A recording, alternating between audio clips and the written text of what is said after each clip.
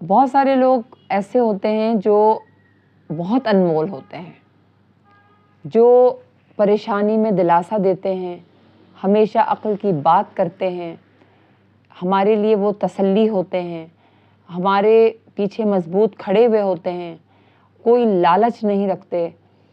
ایسے لوگ آپ کو کہیں کسی پیسے سے نہیں ملتے، قیمت سے نہیں ملتے، بلکہ ایسے لوگ قسمت سے ملتے ہیں، ایسے لوگ اللہ کا تحفہ ہوتے ہیں ہمارے لیے۔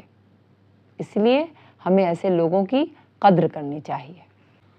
مشکل چاہے کتنی ہی بڑی کیوں نہ ہو، آسمان جتنی بڑی کیوں نہ ہو، اگر اللہ تبارک تعالیٰ پر ہمارا یقین کامل ہے تو اس مشکل سے وہ رب ہمیں ایسے نکال دے گا کہ جیسے کبھی وہ مشکل ہم پر آئی ہی نہیں تھی۔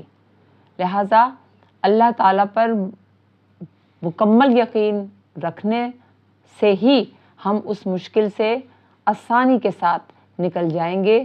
شرط صرف یہ ہے کہ ہمیں اللہ کی ذات پر مکمل بھروسہ رکھنا چاہیے اور کبھی کسی سے لو نہیں لگانی چاہیے، یعنی کسی سے امید نہیں رکھنی چاہیے سوائے اللہ تبارک تعالیٰ کے۔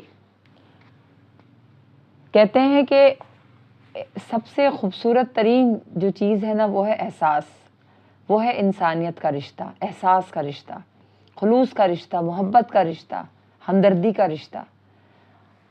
اور خوبصورت انسان ہے وہ جس کے دل میں کسی کے لیے احساس ہو، ہمدردی ہو، تڑپ جائے دل کسی کو دیکھ کر، کسی کو دکھ میں دیکھ کے دل تڑپنا، یہ اچھے انسان ہونے کی نشانی ہے۔ اگر ہم کسی کو دکھ میں دیکھ کے ہمارا دل نہیں تڑپ رہا تو اس کا مطلب ہے کہ ہم اچھے انسان نہیں ہیں۔ لہٰذا اچھا انسان بننے کے لیے احساس کا ہونا بہت ضروری ہے۔